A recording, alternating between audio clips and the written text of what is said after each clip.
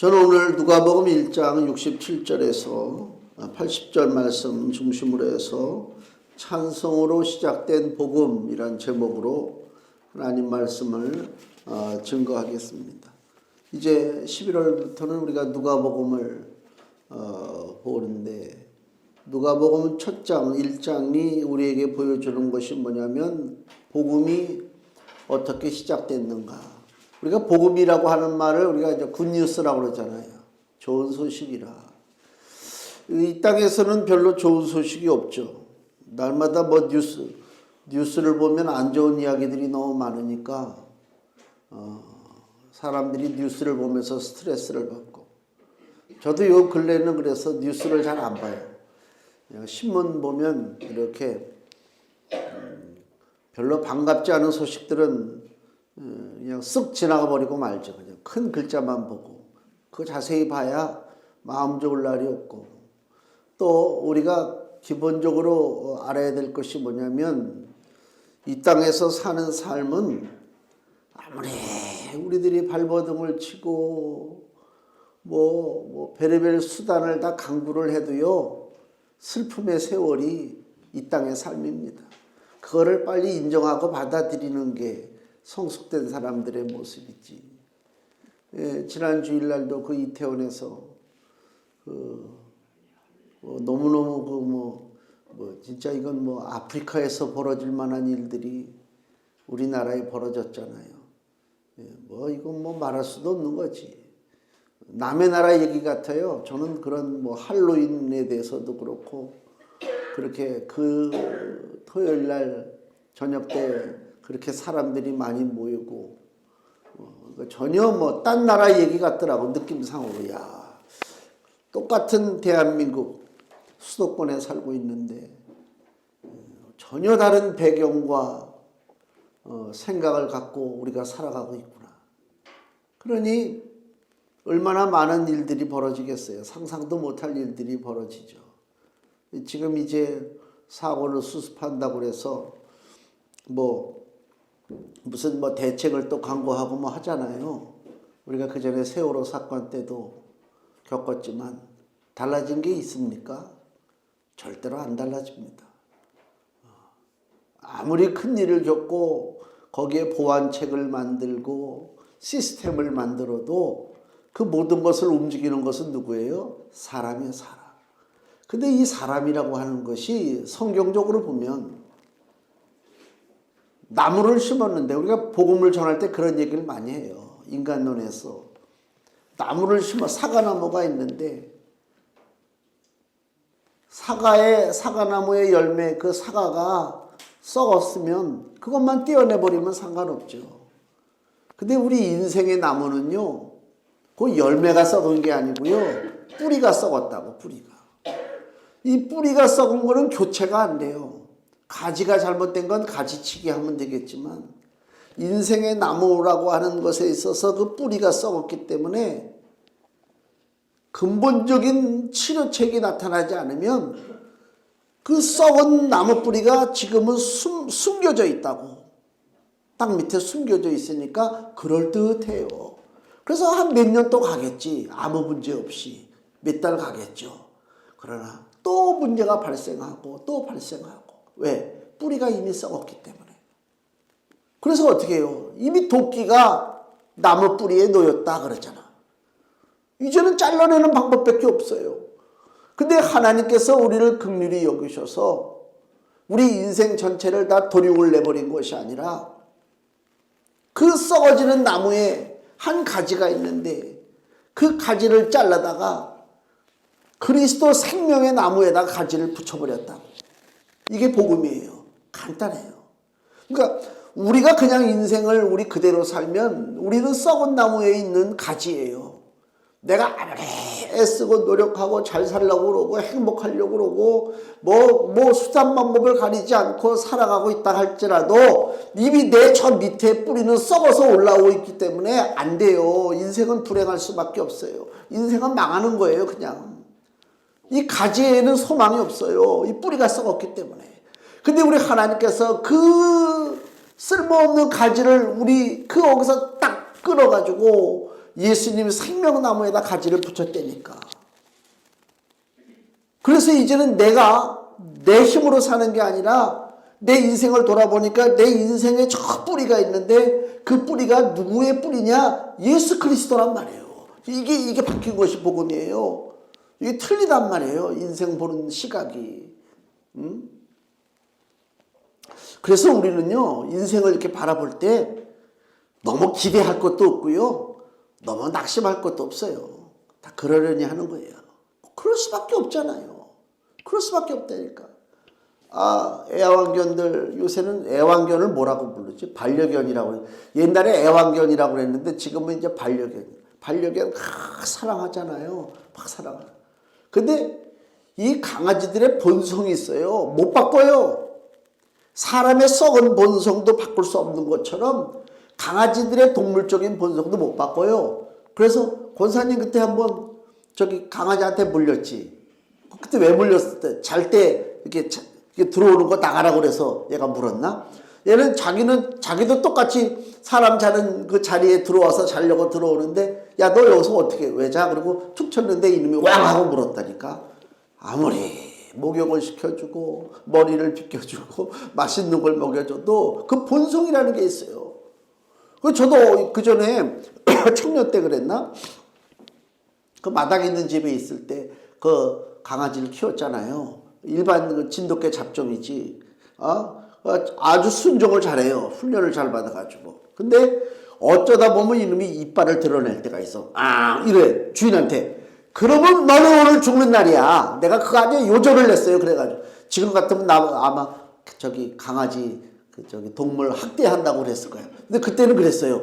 아니 이놈의 자식이 어디서 이빨을 드러내? 그래가지고 그냥 막 내가 한번 개집도 때려부순 적이 있어요. 너무 화가 나가지고. 그랬더니 막 이놈이 막 도망 무서워가지고 저 장독대 위로 올라가서 숨어서 벌벌벌 떨어. 그걸 아버지가 아이고 하면서 그 집을 다시 만드는 것을 내가 지금 기억을 해요. 그러니까 이게 본성이라는 것을 안 바뀌어줘요. 그 때문에 우리도 바로 그걸 알아야 돼. 복음이 우리에게 가르쳐주는 것이 뭐냐? 우리의 타고난 천연적인 우리의 그 인간의 모습 가지고서는 소망이 없다. 소망이 없어요. 그걸 빨리 깨달아야 돼요. 유난 떨 거 없어요. 무슨 일 잘못되면 저놈은 쳐 죽일 놈이고 이거 다 똑같은 사람들이야. 저거 할 거 어딨어.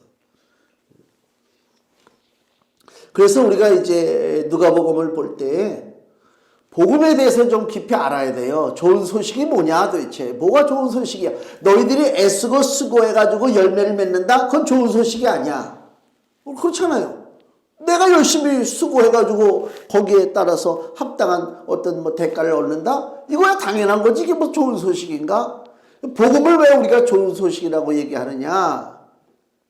우리같이 무능하고 보일 것도 없고 잘난 것도 없어도 하나님의 놀라우신 은총으로 우리의 삶이 완전히 바뀌는 거예요. 내 호적이 바뀐다니까요. 지금은 아마 그걸 별로 피부로 못 느낄 터인데 조선시대 때 쌍놈 양반을 구별했잖아요. 그래서 얼마나 무시를 해요. 양반이 쌍놈을 무시하고 같은 쌍놈끼리도 무시해. 왜? 내가 섬기는 주인의 그 직위에 따라서 같은 그 종도 차별을 받으니까 종이 종을 무시해. 그런 신분 사회에 우리가 살았었어요. 불과 얼마 전까지만 해도. 근데 아무리 뛰어난 재능을 가지고 있고 지식을 가지고 있고 인격을 가지고 있어도 내가 종의 자식이라면 나에겐 소망이 없어요. 그게 우리나라 역사적인 삶이에요. 고려시대가 됐든 조선시대가 됐든. 아무리 잘나면 뭐해? 내가 종인데. 너무너무 억울하죠. 그 인생이.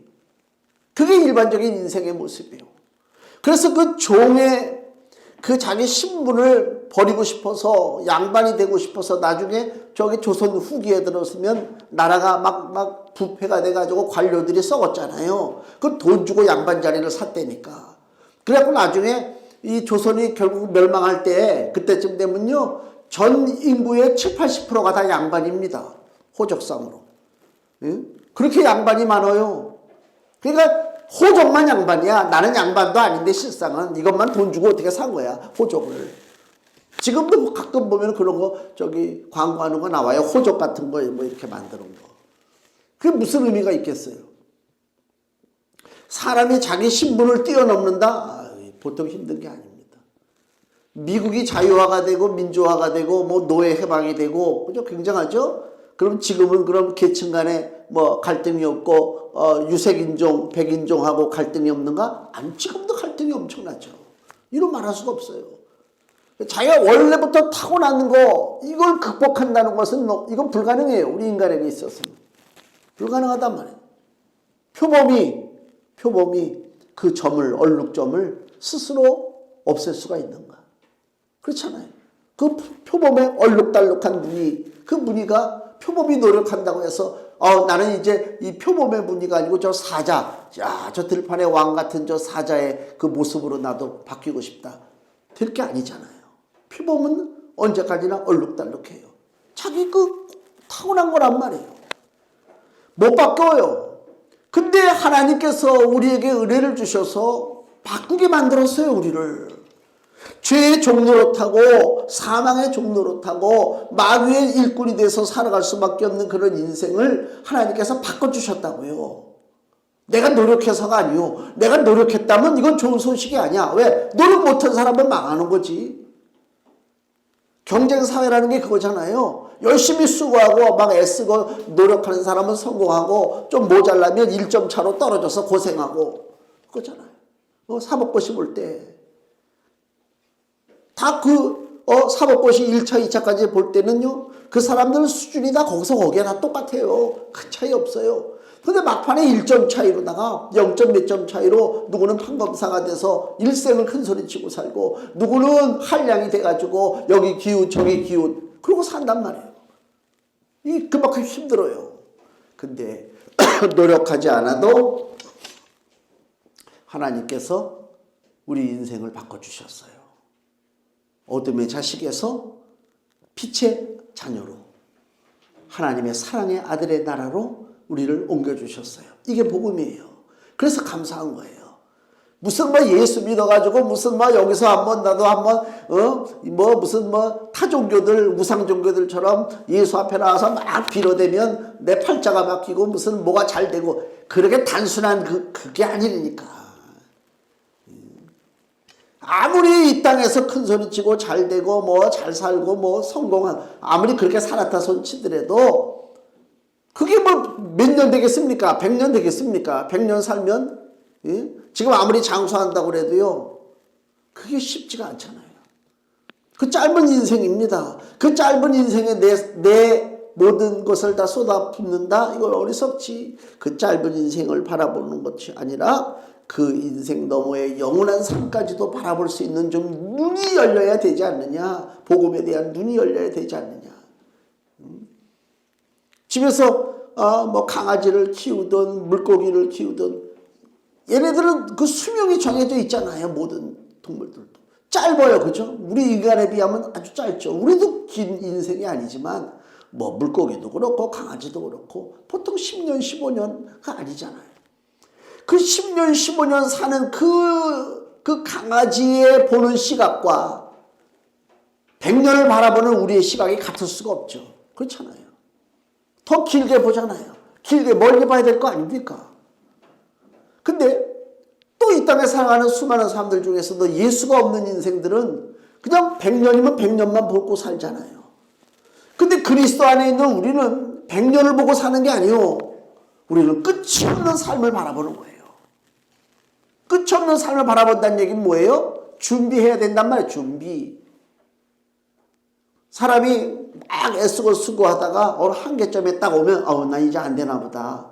포기를 해요. 포기하자. 될 대로 되지 뭐. 막 20대, 30대, 40대 때 막 애쓰고 수고했는데 50대, 60대 쭉 넘어와 보니까 달라지는 게 없어. 그러면 마음 한구석에 무슨 마음? 난 이렇게 그냥 살라는 건가 보다. 그냥 그렇게 사는 거예요. 그 모습 그대로. 근데 우리는 안 그렇다니까요. 우리는 그 짧은 인생의 목적이 아니라 영원한 삶의 목적이기 때문에 60이 됐든 70이 됐든 80이 됐든 간에 그게 문제가 아니에요. 인생의 나이가. 그리스도 안에 새로운 피조물이란 말이에요. 이적 것은 지나갔으니 보라 뭐가 됐다고요? 새 것이 되었도다. 왜 우리가 새 것입니까? 영원한 삶을 놓고 봤을 때는 100살에서 보는 거나 60살에서 보는 거나 똑같은 거예요. 아직 우린 출발도 안 했어. 어떤 면에서는. 그래서 소망을 가지고 나간단 말이에요. 복음이라고 하는 것은 간단한 얘기가 아닙니다. 그래서 여기 누가복음을 보면 누가라고 하는 사람이 기록된 말씀인데, 자 여기 1장 1절에서 3절 보세요. 우리 중에 이루어진 사실에 대하여, 우리 중에서 무슨 일들이 이루어졌어요? 예수님이 오셔서 하신 모든 일들이에요. 처음부터 말씀의 목격자 되고 일꾼된 자들의 전하여 준 그대로 내력을 저술하려고 붓을 든 사람이 많은지라.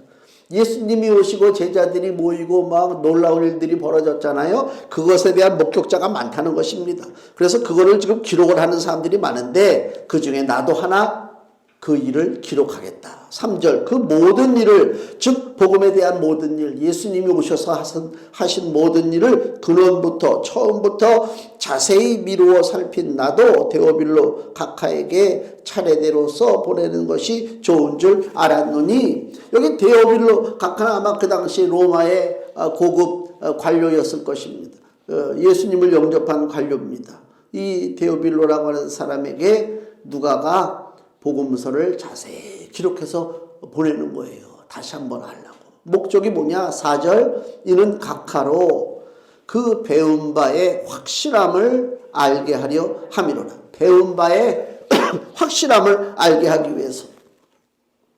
그러니까 이거는 그 데오빌로라고 하는 각하에만 해당된 얘기가 아니라 우리도 마찬가지. 오늘날 이 누가복음을 보고 있는 많은 사람들도 왜 누가복음에 이 귀한 말씀이 기록됐느냐? 4절 이는 그 배운 바의 확실함을 알게 하려 한다. 즉 복음이 뭔지를 분명히 깨닫게 한다, 그 얘기입니다. 성경이 뭔지를 분명히 우리에게 알게 해주신다, 그 얘기입니다. 요한복음 20장 31절을 보세요. 누가복음 뒤에 요한복음 20장 31절. 오직 이것을 기록하면, 이것이 뭐예요? 복음을 기록한 거예요. 예수님에 대한. 오직 이것을 기록하면 너희로 예수께서 하나님의 아들 그리스도이심을 믿게 하려 하며, 또 너희로 믿고 그 이름을 힘입어, 예수의 이름을 힘입어 생명을 얻게 하려 함이니라. 아멘. 분명한 복음의 목적이 기록되어 있죠. 예수 이름을 믿는 거예요. 그럼 왜 예수 이름을 믿어요? 생명을 얻기 위해서. 우리가 지금 살고 있잖아요. 그러나 이 육신적인 삶은 완전한 삶이 아닙니다. 사는 게 아니요. 예수 없는 삶은 사는 게 아니란 말이에요. 똑같은 몸뚱아리를 가지고 있고 밥을 먹고 있고 놀러 가고 있고 숨을 쉬고 노래 부르고 살아간다 할지라도 그 인생에 예수가 없으면 그건 생명이 아니요. 요새 AI가 나오잖아요. 인공지능. 가짜 사람들 나오잖아요. 나중에는요, 내가 가짜인가 가짜가 나인가 이게 헷갈리는 거예요. 예수 안에 있어야 생명이 있단 말입니다. 이게 인생이라고 하는 것은 예수 이름으로 살아야 된다. 예수 이름의 은혜를 우리가 누려야 된다, 그 얘기입니다. 내 이름으로 못 산다는 얘기예요. 다른 말로 얘기하면 우리가 겪는 수많은 일들이 있잖아요. 그것이 작은 것이 됐든 큰 것이 됐든 간에 모든 일에 누구의 이름을 사용하라고요? 예수님의 이름을 사용하는 것입니다. 그게 중요합니다. 지난주에 우리 어머니 병원에 이제 퇴원하고 나서 이제 한번 모시고 갔어요. 가는 날인데 원래 더 일찍 가야 되는데 내가 같이 갈 아주 자신이 없어가지고, 왜냐면 몸을 내가 케어를 못하니까 차를 태우고 차에서 내리고 하는 걸 엄두가 안 나더라고요. 몸을 못 쓰니까. 그렇다고서 누가 건장한 누가 와서 도와주면 괜찮은데 그것도 아니고 나도 별로 힘도 못 쓰고. 그래갖고 한 주간을 내가 늦췄어요. 어머니가 몸이 더 좀 풀어지면 병원에 가야 되겠다. 근데 그 마음에 부담감이 있어요. 야, 이거 차를 해서 또 이 몸 다리를 다 못 쓰고 심지어는 한쪽 어깨도 좀 못 쓰는 판인데 차를 어떻게 태우지? 이 집에서 이렇게 의자에다가 이렇게 해서 밀고 나가는 건 나가는 거지만 그래서 그걸 놓고요 남들이 들으면 웃을 얘기지만 제가 일주일이 넘게 기도를 했어요. 나 웃음집 아니 뭐 집에서 내려와서 차에 태우고 가서 병원에서 돌아다니고 다시 오는 일 간단한 일인데 그걸 놓고 일주일을 기도했다니까. 하나님 도와주십시오. 기도했어요. 하나님 도와주세요. 그 마음이 막 괜히 그 불안하잖아요. 나 혼자 한다고 물론 집사람 같이 도와주지만 그래서 내 이제 하나님 오늘은 좋은 일이 있을 줄로 믿습니다. 오늘이 바로 병원 가는 날인데 하나님 오늘 모든 근심이 사라지고 모든 걱정이 사라지고 하나님의 응답의 그 선물이 나에게 올 줄로 믿습니다. 그리고 아침을 시작했어요. 그리고 이제 딱 차를 하고 이제 이게 차 문을 열고 내리는데 내가 생각했던 것보다 훨씬 수월하게 일이 진행이 돼. 어머니가 그래도 버텨줘. 이렇게 버텨주니까 막 집사람이 저쪽 뒤로 가가지고 끌어당기고 내가 여기서 밀고 그런 식으로 또 병원에 가서도 휠체어 빌려다가 또 몰고 들어가고 그리고 12시도 안 돼서 집에 딱 왔어요. 누구의 은혜인가? 하나님 예수의 이름을 내가 의지했다.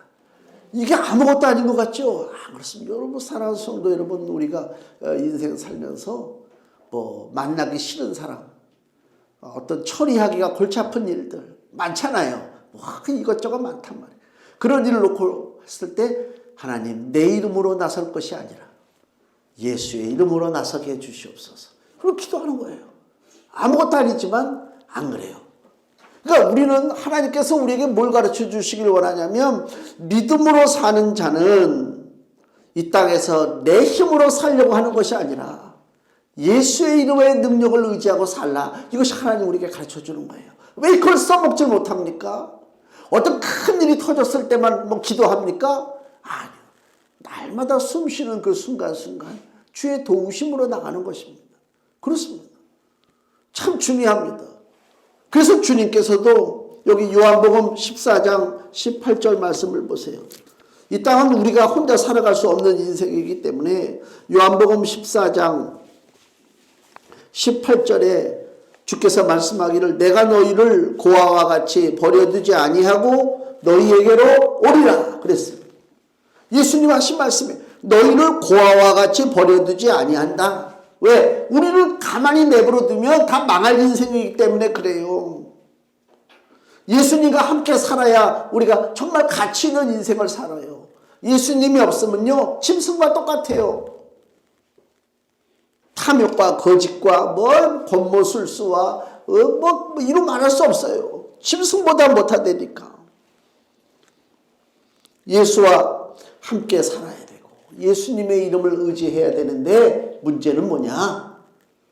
예수님에 관한 이야기 즉 복음에 대한 것을 분명히 알아야 복음에 대한 것을 알아야 예수님의 이름을 의지할 수 있는 것입니다. 그렇지 않습니까? 예수님에 대해서 모르는데 어떻게 예수님을 의지합니까? 그건 미신이지. 그거는 뭐 믿음이 아니란 말이에요. 그래서 복음을 알고 즉 예수님을 알고 예수님께서 나와 함께 해주심을 알고 그 예수님을 붙잡고 살기를 우리가 간구하고 나가야 돼요. 마태복음 28장 20절에도 예수님이 승천하시기 전에 마지막에 뭐라고 그러셨어요? 내가 세상 끝날까지 너희와 항상 함께하리라. 왜 주님이 그 마지막 순간에까지도 그 말씀을 왜 우리에게 주셨을까? 세상 끝날까지 내가 너희와 함께하리라. 예수님이 함께하지 않는 인생은 그 인생이 아니기 때문에 그래요. 그렇지 않습니까? 예수님이 함께하지 않는 인생은요 정말 아슬아슬합니다. 그 유튜브를 보니까 외국에 사는 우리 한국 남편과 외국 여자 그 가정이 있어요. 유럽에. 그 집에 애가 둘이에요. 하나는 남자아이, 이제 어린이집 다니는 남자아이가 있고 태어난 지 이제 한 200일, 300일 되는 여자아이가 있어요. 애가 얼마나 귀여운 줄 몰라. 근데 애가 귀여운데요. 안타까워 이게 보고 있잖아요. 별 큰 뭐 저것도 아니야. 그냥 집에서 밥해 먹는 거 보여주는 건데, 애를 볼 때 나는 아슬아슬해 죽겠어. 막 뒤뚱뒤뚱거리고 막 돌아다니는데 엄마는 나 몰라라 하고, 그럼 나중에 보면요, 애가 그렇게 귀여운데 여기 볼따구니에 멍들어서 나타나. 항상 보면 여기 볼에 멍이 있고 이마가 찍혀 있고 항상 그래. 부닥치고 넘어지고. 이게 사람이 케어가 안 돼요. 아무리 부모가 자식을 사랑하고 내 자식을 내가 끝까지 책임져야 되겠다. 어린아이 얼마나 더 아슬아슬해. 제대로 걷지도 못하는 거. 근데 그거조차도 케어를 못하니까 여기 부닥쳐서 여기 멍들고 여기 멍들고. 그거 인생이 그렇단 말이에요. 인생이. 아무리 사랑하고 아무리 돌봐주고 아무리 아끼고 보호해줘도 안 돼. 보호가 안 돼. 안 된단 말이에요. 누가 우리를 보호해 주신다고요? 내가 너희와 세상 끝날까지 함께하리라. 예수님이 그러셨잖아요. 그건 주님 앞에 맡기는 거예요. 그러니까 부모들도요. 내 자식을 내가 어떻게 돌보고 내가 케어하고 내가 어떻게 길을 인도하고 천만의 말씀이요. 자기 길도 못 찾는데 제대로 된 부모라면 주님 앞에 맡기는 거예요. 내 자식도. 예수 그리스도께서 저 아이의 생명이 되시고 저 아이의 길이 되시고 인도자가 되셔서 그 길 함께 해 주시옵소서. 기도해야 된단 말이에요. 그게 진짜예요. 우리 이번에 이태원 그 참사를 봤을 때 그 많은 부모들이 애통해 하잖아요. 뭐 말할 수 없어. 명지병원 가니까 마침 그 장례식장에 또 있더라고. 안 좋더라고. 뭐 이로 말할 수가 없죠. 누가 자기 자녀를 방관하겠어요. 너 맘대로 살다가 뭐 망하든지 허하든지. 그렇지 않잖아요. 다 안타깝잖아요. 근데 세상에서 우리들의 삶을 보면 우리들이 원한다고 되는 것이 아니고, 그죠? 이런 비극적인 사건들이 나타난단 말이에요. 이런 일을 통했을 때 우리가 어떻게 하라고요?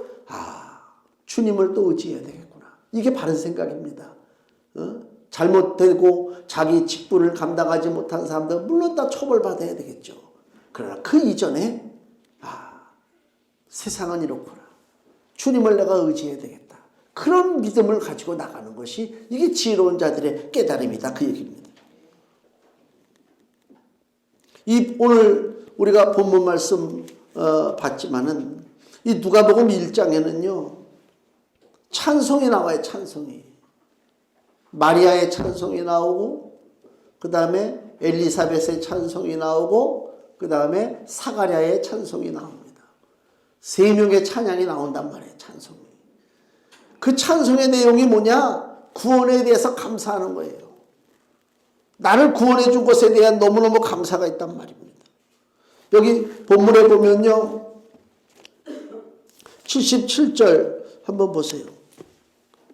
77절. 주의 백성에게 그 죄사함으로 말미암는 구원을 알게 하리니 이는 우리 하나님의 긍휼을 인함이라. 이로써 돋는 해가 위로부터 우리에게 임하여 어둠과 죽음의 그늘에 앉은 자에게 비추고 우리 발을 평강의 길로 인도하시리로다 하니라. 아멘. 이 세례 요한의 아버지 사가랴의 찬송인데 오늘 우리 본문이 뭐에 대한 찬송이냐? 구원에 대한 이야기입니다. 77절. 구원을 알게 하리니 왜 우리가 구원받아야 되지? 왜 우리에게 119가 필요하지? 우리는 멀쩡한 사람인데 그게 아니잖아요. 영적으로 봤을 때는 우리는 다 119가 필요한 사람들이란 말이에요. 누군가 쫓아와야 된단 말이에요. 근데 사람의 방법으로는 해결할 길이 없어요. 사람의 능력으로서는 살아갈 길이 없어요. 그래서 78절에 사가랴가 어떻게 찬양하냐면 이는 우리 하나님의 긍휼을 인함이라. 하나님의 긍휼하심이 있어야 돼요. 우리를 불쌍히 여겨주셔야 된다. 하나님이 우리를 불쌍히 여겨주시고 이로써 돋는 해가 위로부터 우리에게 임하여. 해가 뜨고 해가 지는 것은 사람의 행위에 따라서 결정되는 것이 아닙니다. 사람의 수고에 따라서 움직여지는 것이 아닙니다. 태양은 하나님의 법칙입니다. 하나님의 개입하심입니다. 79절. 어두움과 죽음의 그늘에 앉은 자에게 많은 사람들이 자기는 아무 문제 없이 살아가고 있다고 얘기하고 있지만은 영적인 눈으로 봤을 때 예수 은혜 가운데 살지 못하는 사람들은 대부분이 어두움과 죽음의 그늘에 앉아있다 그 얘기입니다. 깨닫지 못할 것뿐이지. 무서운 거예요. 1분 후에 일어날 일을 몰라요. 5분 후에 벌어질 사건을 몰라요. 왜? 어둠과 죽음의 그늘에 앉아있기 때문에 그래요. 그 어둠의 그늘을 쫓아버리고 묶어버리고 그 어둠의 그늘을 우리로부터 띄어버릴 것이 뭐냐? 우리가 올 2022년도 금년도 주제가 뭐예요? 여기 생명의 빛으로 어둠을 몰아내자 아닙니까? 우리가 수고한다고 되는 게 아니라니까요. 그 생명의 빛 대신 예수 그리스도를 내가 의지하고 그분을 믿음으로 고백하고 나가는 길밖에 없다는 것입니다. 그래야 어둠과 죽음의 그늘에 앉은 자들이 살아날 수가 있는 것입니다.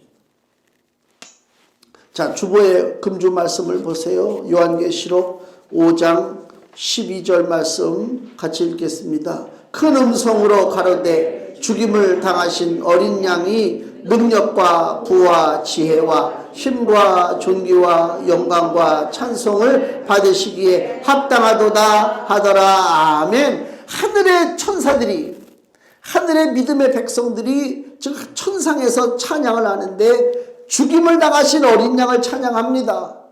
왜 그 어린 양이 죽임을 당했어요? 우리를 살리기 위해서요. 그렇기 때문에 그 어린 양은 능력과 부와 지혜와 힘과 존귀와 영광이 있단 말입니다. 그 예수 그리스도를 우리가 찬송하는 거예요.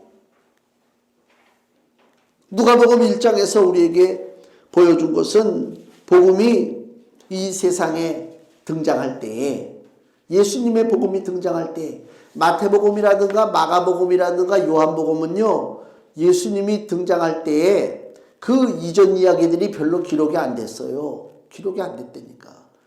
요한복음도 그렇고 보면 마가복음도 그렇고 예수님의 어린 시절은 기록이 안 돼 있고요. 그냥 마태복음은 예수님이 탄생한 것부터 기록돼 있어요. 근데 이 누가복음은요, 예수님이 탄생하기 이전 일부터 기록이 돼요.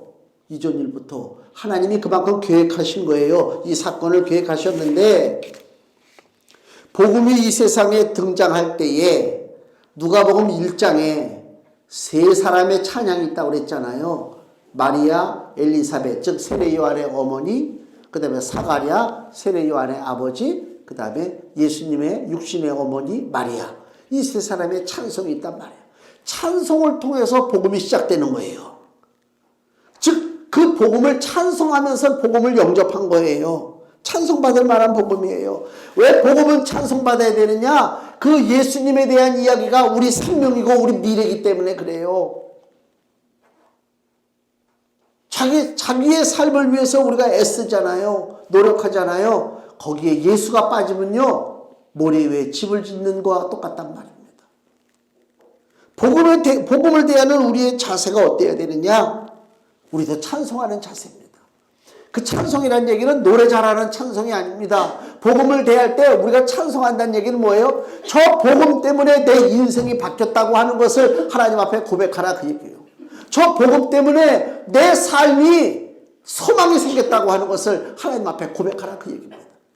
그러니까 지금 현실의 삶만 바라보고 좋다 나쁘다 뭐 긍정적이다 부정적이다 그게 아니고요. 지금 우리가 겪는 삶이 어떠한 삶이 있을지라도 다 다양하죠. 얼마나 다양합니까? 인생들이 다양하지.